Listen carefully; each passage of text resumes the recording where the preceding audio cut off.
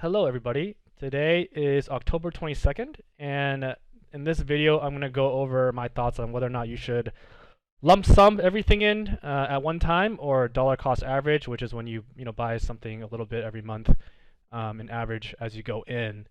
In addition, I'll give you an update on my Tesla puts on my journey to make several $1,000s each month selling Tesla puts. Okay, so I was thinking a lot about this week because this week I literally sold everything that I didn't own, everything that I owned that wasn't Tesla, and I bought Tesla with it, or I kept it in cash to secure more Tesla puts, right?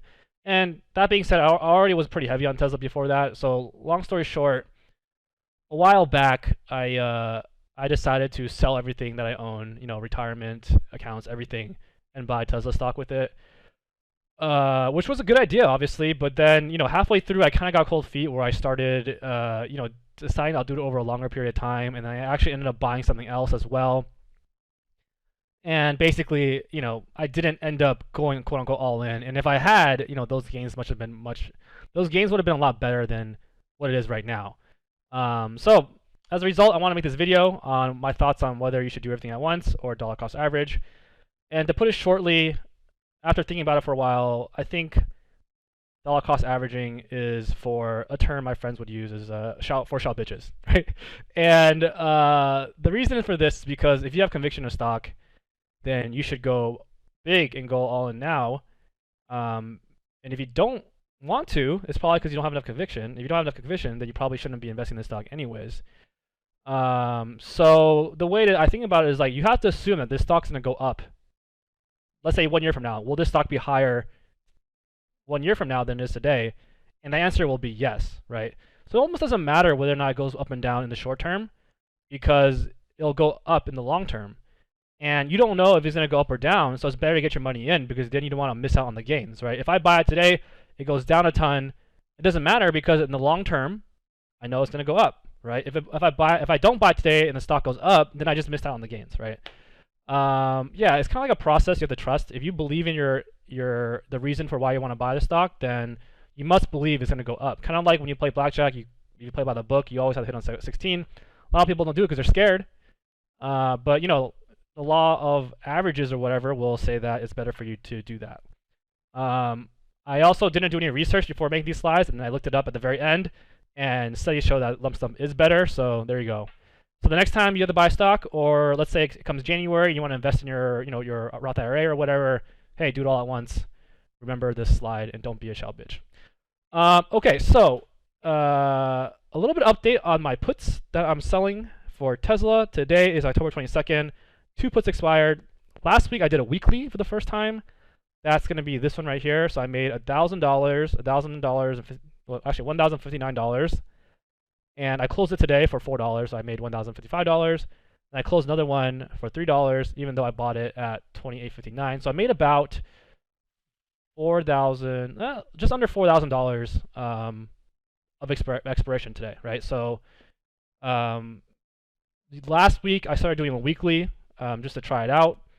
And then I actually sold 4 more puts between the last video I made and this video.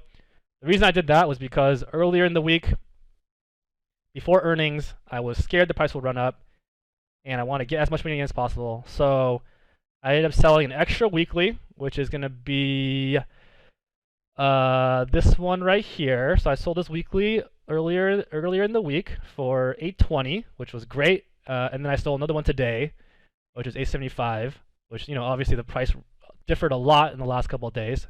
I tried to do them both for around $1,000, and then I sold an extra, I don't want to call it a monthly, but one that was 4 weeks out on Monday for $3,000 here, for the price of $2,800 here for the price of $835. And as you can see why I did it early, right? I did it early because look at that price I got, $835, where the stock price is like $910 now. And then today I sold another put for $880 for $3,000, and these are going to expire November 19th, November 26th. So the 2 I got in earlier, you can see that the strike price is a lot lower, which is great. I couldn't sell these other 2 until these 2 closed out, just because I can only sell 7 at a time, which is totally fine. So everything I've done so far is making money, which is awesome.